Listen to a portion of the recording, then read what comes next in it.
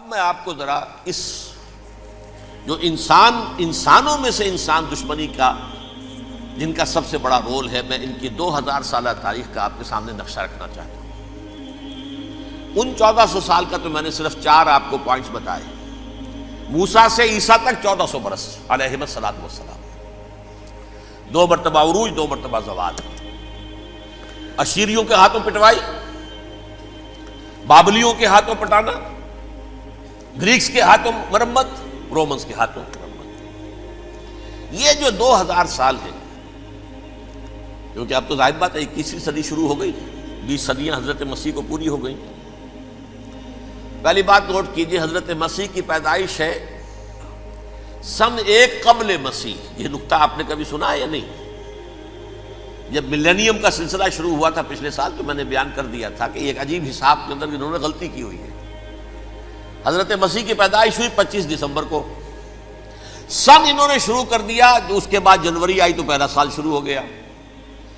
اگر جنوری سے پہلا سال شروع ہوا تو یہ 6 دن جو ہے تو اس کے پچھلے سال میں تھے، لہذا کہا جائے گا کہ Jesus Christ was born 1 year before Christ, BC۔ تو 1 قبل مسیح میں حضرت مسیح کی پیدائش ہوئی۔ یہ آخری اسرائیلی نبی اور رسول۔ یہودی علماء کی مخالفت، دشمنی، سولی پر چڑھوا دینا میں بیان کر چکا ہوں۔ سن 33 عیسوی میں، جبکہ حضرت مسیح کی عمر 33 برس تھی، اللہ تعالیٰ نے انہیں زندہ آسمان پر اٹھا لیا، لیکن یہودیوں نے اپنے خیال کے مطابق انہیں سولی پر چڑھوا دیا، ان کی موت واقع ہو گئی۔ اگرچہ اس کے بعد یہ اختلاف ہے ان میں، یہودی کہتے ہیں وہ سولی پر چڑھ گیا، ختم ہوا، مر گیا۔ عیسائی کہتے ہیں نہیں، انتقال ہوا ہے مسیح کا صلیب پر، لیکن پھر وہ دوبارہ زندہ ہو گئے ہیں۔ ان کی لاش ایک غار میں رکھ دی گئی تھی، وہاں ریزریکشن ہو گیا، ان کا باعث بعد الموت وہی ہو گیا، اور پھر انہیں اللہ نے زندہ آسمان پر اٹھا دیا۔ تو ہمارے اور عیسائیوں کے درمیان نوٹ کر لیجئے، یہ چیز مشترک ہے کہ حضرت مسیح آسمان پر زندہ اٹھائے گئے۔ فرق کیا ہے؟ وہ سمجھتے ہیں کہ سولی دیے گئے، سولی پر مرے، پھر زندہ ہوئے، پھر گئے۔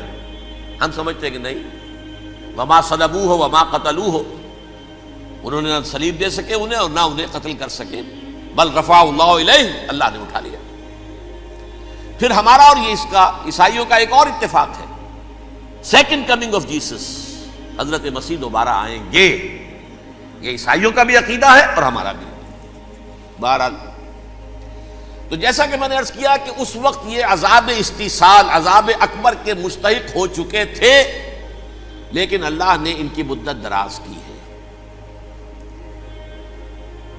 لیکن ان پر دنیاوی عذاب کا ایک کوڑا جو ہے اللہ تعالیٰ کی طرف سے اسی وقت برسا۔ دنیاوی عذاب دنیا میں رہتے ہوئے ختم نہیں کیا۔ 37 برس بعد، حضرت مسیح کے رفع سماوی کے 37 برس بعد، سن 70 میں یہودیوں نے بغاوت کی رومیوں کے خلاف۔ رومی ٹائٹس جنرل تھا ایک، اس نے پھر جو حملہ کیا ہے، 1,33,000 یہودی ایک دن میں قتل کیا یروشلم میں، اور ہیکل سلیمانی گرا دیا۔ وہ ہیکل پہلے بھی گرا تھا، پہلے 1400 سال کے دوران میں بھی نبوکڈنیزر نے گرایا تھا، لیکن پھر اس کے 150 سال بعد انہوں نے دوبارہ بنا لیا تھا، اس لیے وہ اسے سیکنڈ ٹیمپل کہتے ہیں۔ پہلا ٹیمپل جو حضرت سلیمان نے بنایا تھا، نبوکڈنیزر نے گرا دیا 587 قبل مسیح میں، پھر دوبارہ انہوں نے 150 سال کے بعد بنا لیا۔ وہ اس تاریخ کا حصہ ہے، میں نے جس کے بارے میں آپ کو تفصیل نہیں بتائی۔ اس میں یہ ہوا سن 70 میں وہ گرا دیا گیا، وہ آج تک گرا پڑا ہوا ہے۔ نمبر 2، یہ کہہ دیا گیا کہ یہودیوں اس ارض فلسطین سے نکل جاؤ، تم یہاں نہیں رہ سکتے اب۔ لہذا جس کا جہاں سینگ سمایا چلا گیا، یورپ میں چلے گئے، ایشیا میں آ گئے، عرب میں آ گئے، یہ 3 قبیلے جو رات بھی میں نے عرض کیا تھا، بنو قینقاع، بنو نذیر اور بنو قریظہ، یہ وہاں سے آ کے مدینے میں آباد ہو گئے۔ جس کا جہاں سینگ سمایا، افریقہ میں، ہندوستان میں، جہاں چلے گئے، ڈایاسپورا اسے کہتے ہیں، وہ آپ نوٹ کر لیجیے اس لفظ کو، ڈایاسپورا، ہمارا دور انتشار، جبکہ ہمیں ہماری اصل سرزمین تو فلسطین ہے، حضرت ابراہیم کا مسکن، حضرت اسحاق حضرت یعقوب کا مسکن فلسطین، یہ ہے ہماری اصل جاگیر، یہ تو ہماری جدی پشتی جاگیر ہے، لیکن یہاں سے نکال دیے گئے سن 70 عیسوی میں، اور وہاں سے لے کے 1917 تک ان کا ڈایاسپورا جاری رہا۔ یہ دور انتشار ہے۔ اس دور انتشار کے اب چند حصے ہیں جس کو میں چاہتا ہوں کہ آپ علیحدہ علیحدہ سمجھ لیں۔ دور انتشار کا جو پہلا جو ہے تقریباً 300 برس رومی حکمران تھے، وہ یہودیوں کے بھی دشمن تھے اور عیسائیوں کے بھی دشمن تھے، عیسائی اور یہودی ایک دوسرے کے بھی دشمن تھے، لیکن رومی سمجھتے تھے کہ یہ ایک ہی تھیلی کے چٹے بٹے ہیں۔ رومیوں کے نزدیک عیسائی بھی یہودیوں ہی کا ایک فرقہ تھے، کوئی علیحدہ مذہب تو تھا ہی نہیں، لہذا رومی جو ہیں رومنز وہ ان دونوں کو ستاتے تھے، مارتے تھے، اور یہ آپس میں لڑتے تھے، یہودی عیسائیوں کو مارتے تھے، عیسائی یہودیوں کو مارتے تھے۔ یہ ہے 300 برس تک کی تاریخ۔ سن 300 عیسوی میں کیا ہوا؟ ایک معجزہ ہو گیا۔ بہت عظیم ایمپرر کانسٹینٹائن، قسطنطین اعظم، رومن ایمپررز میں سے بہت بڑا ایمپرر، وہ عیسائی ہو گئے۔ اب تو معاملہ بالکل تلپٹ ہو گیا، پوری سلطنت عیسائی ہو گئی۔ اب عیسائیوں کے عیش ہو گئے اور یہودیوں پہ مار پڑنی شروع ہوئی۔ اب عیسائیوں کا آپ خود سوچئے کہ جنہیں وہ خدا بنا بیٹھے ہیں، خدا کا بیٹا قرار دے رہے ہیں، ان کے قاتل کون؟ یہودی بدماش۔ لہذا ان کی وہ پٹائی شروع ہوئی ہے یورپ میں، پوری رومن امپائر میں انہیں ذلیل کیا گیا، شہروں میں آمد بند، علیحدہ رہو، گھیٹوز کے اندر رہو۔ یہودی کا نام جو ہے وہ گالی بن گیا، جیسے آج بھی یہودی گالی کہتے ہیں، جیسے خنزیر کا لفظ، آخر وہ بھی اللہ کی مخلوق ہے، لیکن آپ کو معلوم ہے کوئی شخص زبان پہ نام نہیں لانا چاہتا خنزیر کا، سور کا، ہے تو مخلوق، وہ بھی ایک حیوان ہے۔ ایسے ہی یہ ہے یہودی، یہودی گالی، جیوٹ گالی۔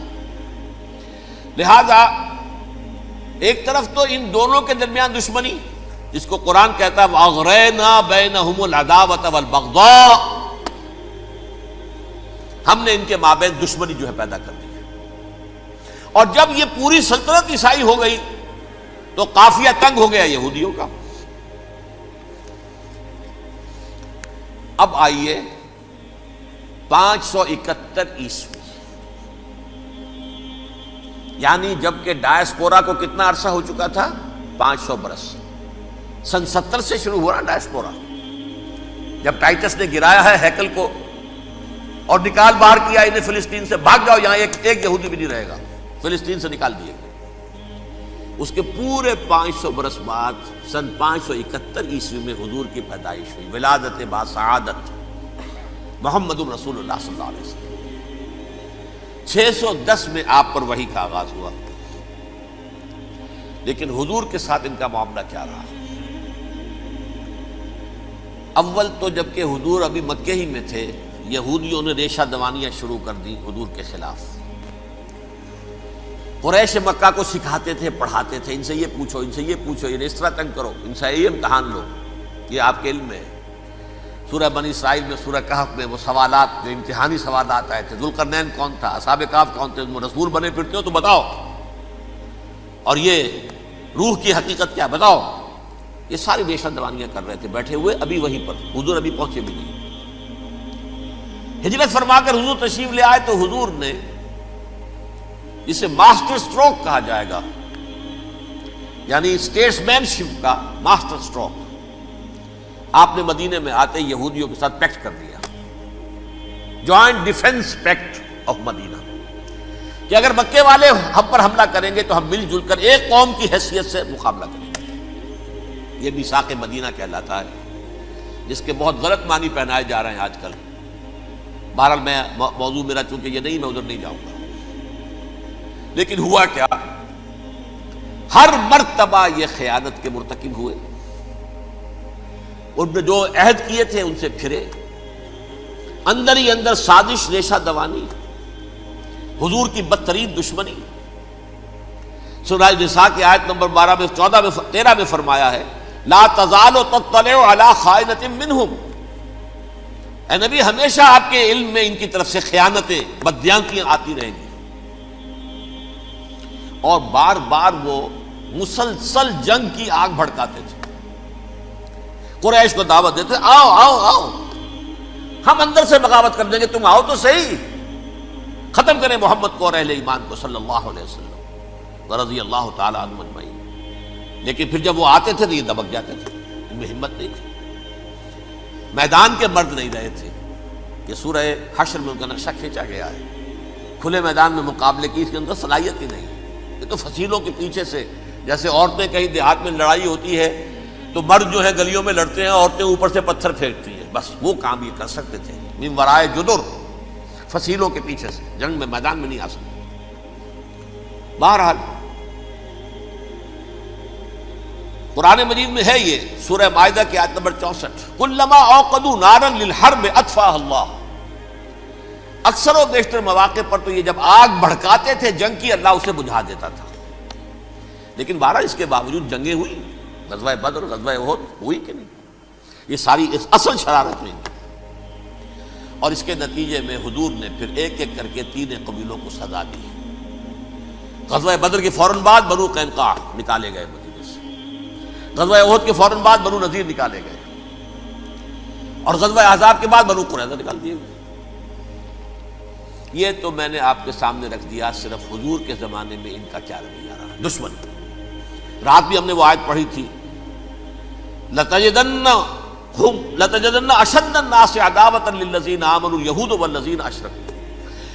اہل ایمان کی دشمنی میں شدید ترین تم پاؤ گے یہودیوں کو اور مشرکین. مشرکین بھی بعد میں ہے، پہلے یہودی. حضور کے بعد کیا ہوا اب یہ نوٹ کیجئے، یہ ان کی تاریخ کا دوسرا دور. حضرت عمر رضی اللہ تعالیٰ عنہ قائد خلافت ہے. بیت المقدس کا محاصرہ کیا گیا، فصیل بڑی اونچی، شہر اندر سے سیلف سفیشینٹ، حملے کا راستہ کوئی نہیں. محاصرہ طول کھینچ رہا ہے لیکن ان کے پاس رسد بھی موجود ہے، پانی بھی موجود ہے، وہ دروازے بند کر کے بیٹھے ہوئے ہیں. بالآخر اللہ تعالیٰ کی مشیت کا ظہور کیسے ہوا؟ ان کے کچھ علماء آئے فصیل پر، کہا دیکھو مسلمانوں، تم قیامت تک بھی یہاں پڑے رہو گے محاصرہ کر کے، ہمارا یہ شہر فتح نہیں ہوگا. ہاں ایک درویش بادشاہ کے ہاتھوں یہ شہر فتح ہونا ہے، لیکن تمہارے اندر ہمیں وہ نظر نہیں آ رہا. ابو عبیدہ بن الجراح رضی اللہ تعالی عنہ، امین هذه الامہ، ان کا فوراً ذہن گیا وہ درویش بادشاہ مدینے میں بیٹھا ہوا ہے، عمر رضی اللہ تعالی. اب ایک اور عمر بھی ہے جو قندھار میں بیٹھا ہے. نقشہ وہی ہے، سادگی کی حد تک نقشہ وہی، بالکل وہی، اپنی آنکھوں سے دیکھا ہے، وہی سادگی. عمر اول، عمر ثانی تھے عمر بن عبد العزیز. اب ایک اللہ کے فضل سے اللہ تعالیٰ ایدہ اللہ بنصرتہ، اللہ تعالیٰ ان کی نصرت فرمائے، دشمنوں کو ان کے مقابلے میں نیست و نابود کرے. انہوں نے ریکویسٹ بھیج دی کہ حضور تشریف لائیے، یہ شہر فتح ہو جائے گا. وہ ہے سفر تاریخی، اتنا طویل سفر، تقریباً 700 میل، ایک اونٹ، ایک خادم، ایک منزل پہ امیر المومنین اوپر بیٹھے، خادم آگے چل رہا ہے، اگلی منزل پہ خادم اوپر بیٹھا ہے، امیر المومنین آگے جا رہے ہیں.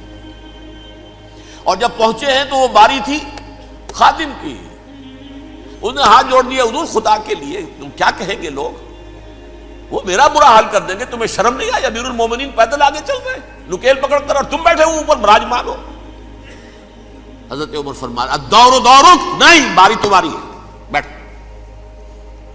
اس حال میں پہنچے ہیں. اور پھر یہ کہ ابو عبیدہ بن الجراح آئے ہیں، استقبال کیا ہے تو دیکھا ہے اس حال میں چلے آ رہے ہیں. عمر نکیل پکڑے ہوئے چلے آ رہے ہیں، اور کہتے ہیں کہ کہیں کیچڑ ویچڑ تھا، جوتے خراب ہو گئے تھے، وہ بھی اتار کے ہاتھ میں پکڑے ہوئے، کپڑے تو تھے ہی پھٹے ہوئے. انہوں نے کہا بھی حضرت ابو عبیدہ نے، دیکھیے یہ بڑا متمدن ملک ہے، بڑا مہذب علاقہ ہے یہ، آپ ذرا حلیہ اپنا درست فرما لیں تب جا کے پیش ہم آپ کو کریں گے. آپ نے فرمایا نحن قوم اعزنا اللہ بالاسلام، ہم وہ قوم ہیں جنہیں اللہ نے عزت دی ہے اسلام کے ذریعے سے، کپڑوں کے ذریعے سے نہیں، دولت کے ذریعے سے نہیں۔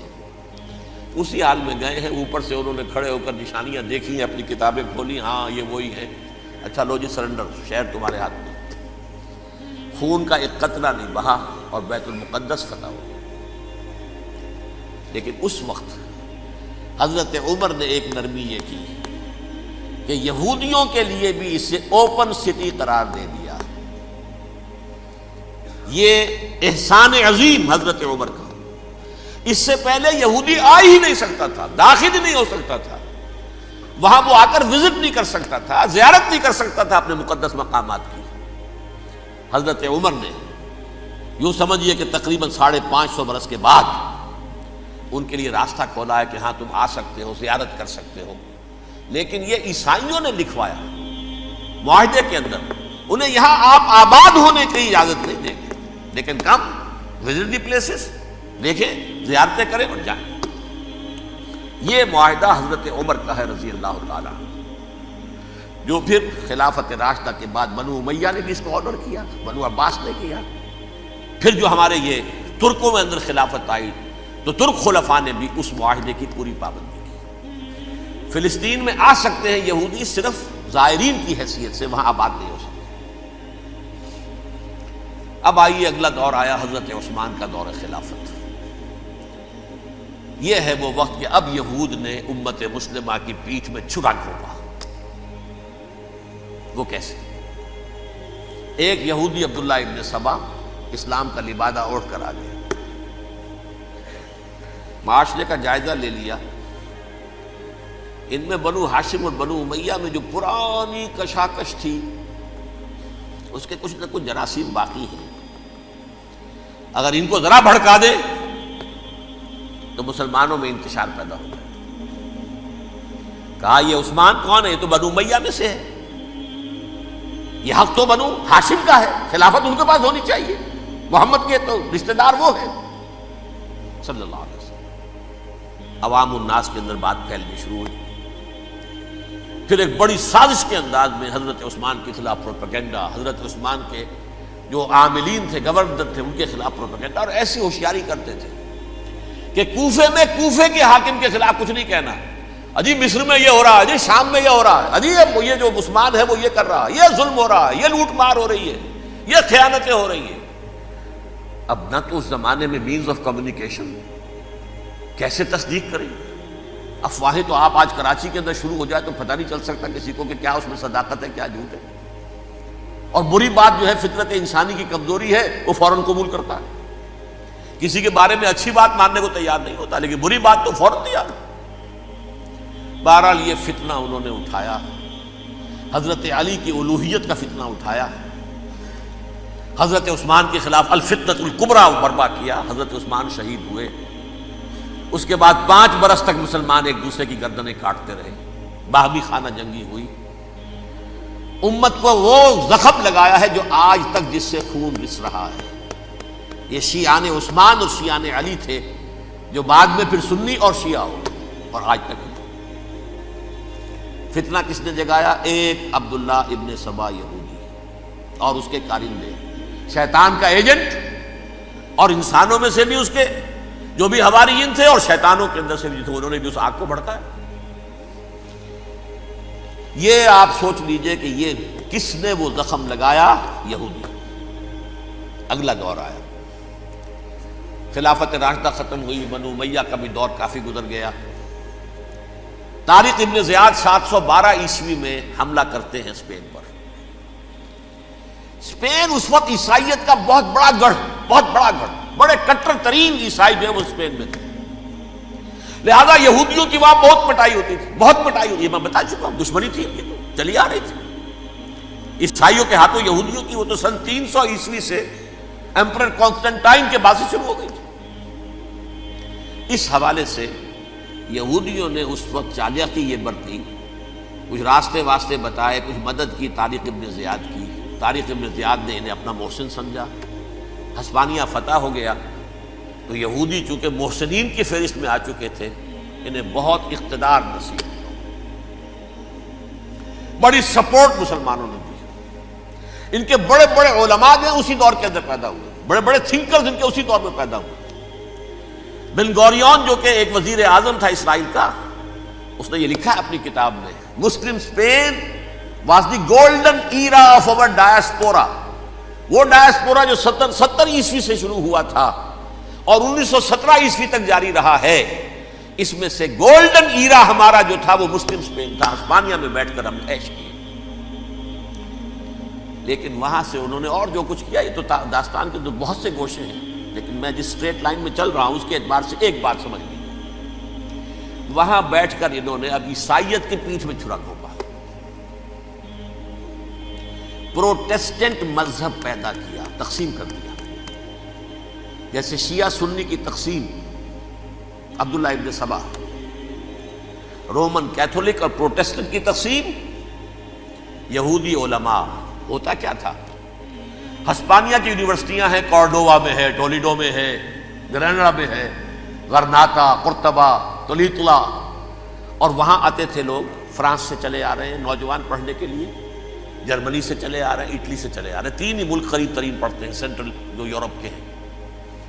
یہاں پر جو ہے وہ اسلام جو نور پھیلا رہا تھا اس سے بھی مستفیض ہوئے، جہالت کے جو ہے پردے ان کے وہ چھٹے، اس کے ساتھ ہی وہ یہودی وہاں ان کے اندر جو جراثیم داخل کر رہے تھے وہ اس عیسائیت کے خلاف بغاوت تھی، جو اس وقت دنیا میں عیسائیت اس وقت تھی، پوپ کا راج تھا دنیا میں اس وقت، یورپ میں جو عیسائیت تھی اس میں ایک طرف بادشاہ تھے، لیکن بادشاہوں کی حیثیت وہاں پر یوں سمجھ لیجئے کٹ پتلیوں کی تھی، اصل قوت پوپ کے ہاتھ میں تھی۔ اور پوپ کو انہوں نے جیسے قرآن نے کہا اتخذوا احبارهم ورهبانهم اربابا من دون اللہ، کیونکہ سینٹ پال نے شریعت موسوی ساقط کر دی تھی تو اب شریعت تھی ہی نہیں، پوپ کو اختیار تھا جس چیز کو چاہے حلال قرار دے دے، جس چیز کو چاہے حرام قرار دے دے۔ اتخذوا احبارهم ورهبانهم اربابا من دون اللہ۔ انہوں نے کہا صاحب یہ پوپ کس بلا کا نام ہے، یہ بھی انسان ہے، بات تو ٹھیک تھی نا، اصل حیثیت تو کتاب کی ہونی چاہیے، ڈیوائن بک، دی ریویلڈ اسکرپچر، لہذا یہ کتاب ہر شخص پڑھ سکتا ہے، کوئی پوپ کے باپ کو جو ہے کوئی اس کے لیے پروپرائٹری رائٹس تو نہیں ہے کہ صرف پوپ پڑھ سکتا ہے یا پادری پڑھ سکتے ہیں، ہم بھی پڑھ سکتے ہیں، ہم بھی سمجھ سکتے ہیں۔ یہ باتیں تھی کہ جن کو بڑھا چڑھا کر بیان کر کے اور پوپ کا اقتدار ختم کرا دیا اور توجہ مرکوز کر دی بائبل کی طرف۔ اب بائبل میں بڑا حصہ تو اولڈ ٹیسٹامنٹ کا ہے، نتیجہ کیا ہوا، یہود کی عظمت پروٹیسٹنٹس کے نزدیک مسلم ہو گئی۔ اصل قوم تو یہ ہے، وہ دشمنی بدلی کہ نہیں بدلی، موسیٰ کے امتی یہ ہے، تورات موسیٰ کو دی گئی، ابراہیم کی نسل یہ ہے، لہذا وہ جو دشمنی تھی، جو عداوت تھی کہ ہمارے خدا کو سوری چڑھانے والے ہیں یہ بدماش، اس کا ازالہ ہوا اس پروٹیسٹنٹ مذہب کے نتیجے میں۔ یہ میں اب آپ کو بتاتا ہوں کہ ایک نتیجہ وہ نکلا ہے جسے برٹرنڈ رسل نے بیان کیا ہے، اس کی کتاب ہے ان پریز آف آئیڈلنس، صفحہ 108۔ وہ لکھتا ہے the Christians retaining the Judaic belief in special revelation added to it the Roman desire for worldwide domination and the Greek taste for metaphysical subtleties. The combination produced the most fiercely persecuting religion that the world has yet known. یہ 3 چیزیں آ کر عیسائیت میں مل گئی۔ ایک تو جب یہ اولڈ ٹیسٹامنٹ جو ہے وہ ان کے ہاتھ میں آ گئی، اور اس کے میں کچھ آپ کو بتا دیتا ہوں کہ اولڈ ٹیسٹامنٹ کی تعلیمات، کیونکہ یہ اولڈ ٹیسٹامنٹ جو ہے یہ محرف تھی، اصل تورات تو گم ہو گئی تھی 587 قبل مسیح میں، جب پہلی مرتبہ ہیکل جو ہے تباہ ہوا ہے اس وقت ختم ہو گئی تھی۔ اس کے کوئی 150 سال کے بعد انہوں نے یادداشتوں سے مرتب کر کے لکھی ہے، اب اس میں ان کے اپنے خیالات، اپنے امانی، اپنی توجیحات وہ شامل ہو گئی۔ لہذا میں آپ کو حوالے دیتا ہوں، اس کتاب کے اندر مظالم کی جو تعلیم دی گئی ہے، اہل کتاب نے اپنے مظالم قتل عام کے جواز کے لیے تورات میں تبدیلیاں کی اور پیغمبروں پر دہشت ناکی اور بدترین حرام کاری کے الزامات لگائے. سنیے، پہلا حوالہ ہے یہ گنتی باب 31 آیات 17-18. اس لیے ان بچوں میں جتنے لڑکے ہیں سب کو مار ڈالو، اور جتنی عورتیں مرد کا منہ دیکھ چکی ہیں ان کو بھی قتل کر ڈالو، لیکن ان لڑکیوں کو جو مرد سے واقف نہیں اور اچھوتی ہیں اپنے لیے زندہ رکھو. یہ کسی اللہ کی کتاب کا یہ جملہ ہو سکتا ہے؟ کسی ریویل بک کا؟ اور سنیے، یہ ہے استثناء ڈیٹرانومی باب 20 آیت 16-18. پر ان قوموں کے شہروں میں جن کو خداوند تیرا خدا میراث کے طور پر تجھ کو دیتا ہے، کسی ذی نفس کو جیتا نہ بچا رکھنا، جیسا خداوند تیرے خدا نے تجھ کو حکم دیا بالکل نیست کر دینا. مرد، عورتیں، بچے، بوڑھے سب ختم. یہ کتاب مقدس ہے. اور سنیے، سموئیل باب 27 آیت نمبر 9. اور داؤد نے اس سرزمین کو تباہ کر ڈالا اور عورت مرد کسی کو جیتا نہ چھوڑا. نمبر 4، ان سب آباد شہروں کو ماں، عورتوں اور بچوں کے بالکل نابود کر ڈالا. کتاب استثناء باب 3 آیت 6. یہ ہے جو کہہ رہا ہے برٹرنڈ رسل، کرسچینٹی میں آ کر اب یہ تین چیزیں شامل ہو گئی. ایک تو یہ باربیرین یہ تعلیم جو ہے، اور یہ مذہب کے نام پہ تعلیم، یہ کتاب مقدس کی تعلیم. نمبر 2، رومنز کے اندر جو ایک تمنا تھی ورلڈ ڈومینیشن کی، وہ عیسائیت کے اندر آ گئی. اس لیے کہ پوری رومن امپائر جو ہے عیسائی ہو گئی، تو اسے وراثت کے اندر ورلڈ ڈومینیشن کی جو ایک تمنا تھی وہ مل گئی. اور پھر یہ کہ انہوں نے جو توہمات تھے یونانیوں کے، ان کو بھی اپنے ہاں مختلف شکلوں کے اندر جمع کر لیا. ان تین چیزوں کا the combination produced the most fiercely persecuting religion that the world has yet known. اس کے نتیجے میں دنیا میں تاریخ انسانیت کے اندر جو بدترین خوخار ترین مذہب ہو سکتا ہے وہ شکل عیسائیت نے اختیار کی. اور اس کا مظہر عتم کیا تھا؟ نوٹ کیجیے، صلیبی جنگیں. ایک بات ٹائم ٹیبل کے اعتبار سے نوٹ کر لیجئے گا. فرسٹ ملینیم ختم ہوا، سیکنڈ شروع ہوا. ان کے 1000 سال ختم ہوئے تو 11ویں صدی میں سیکنڈ ملینیم شروع ہوا، تو پہلی صلیبی جنگیں ہوئی. لاکھوں مسلمان قتل کیے. صرف یروشلم کے اندر اتنا خون بہایا ہے کہ خود ان کے ہسٹورینز لکھتے ہیں کہ جب ان صلیبیوں نے جب گھوڑوں کے ساتھ وہ چل رہے تھے گلیوں میں، تو ان کے گھوڑوں کے گھٹنوں تک خون کی ندی بہ رہی تھی. جہاں سے گزرے ختم کرتے چلے گئے، آبادیاں کی آبادیاں ختم کر. اگرچہ اس کروسیڈ میں گیہوں کے ساتھ گھن بھی پیسا، یہودی بھی بہت مارے گئے. یہ فرانس سے، جرمنی سے جب یہ کروسیڈرز آ رہے تھے، 3000 میل کا سفر طے کر کے آئے تھے. سوچئے تو صحیح. اربن ثانی پوپ جو تھا، آگ لگا دی تھی اس نے پورے یورپ کے اندر. شرم سے ڈوب مرو، تمہارے مقدس علاقے مسلمانوں کے ہاتھ میں. انفیڈلز، یہ کافر، یہ مرتد، یہ ملحد. مسیح جہاں پیدا ہوا، مسیح کو جہاں سولی دی گئی، وہ کہاں ہے؟ ان کے ہاتھ میں. وہ آگ لگائی ہے، 3000 میل کا فاصلہ طے کر کے یہ قومیں آئی ہیں، اور جو تباہی مچائی ہے. تاریخ انسانی میں ایسی بربریت کی کوئی مثال. اور یہ ان کے اپنے ہسٹورینز لکھتے ہیں. شرم کے مارے ایسے محسوس ہوتا ہے جیسے ان کی گردنیں جھکی جا رہی ہیں.